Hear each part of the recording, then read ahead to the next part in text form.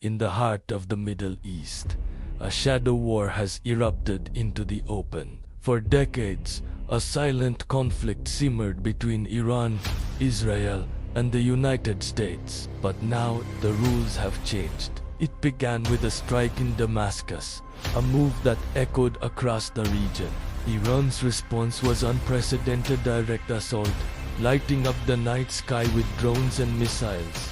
The world watched, holding its breath, as Israel's Iron Dome, alongside its allies, worked to repel the attack.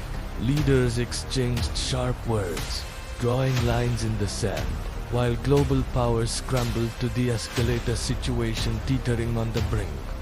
This isn't just a regional dispute anymore. It's a global chessboard, and every move could redefine the future. What comes next is uncertain, but one thing is clear.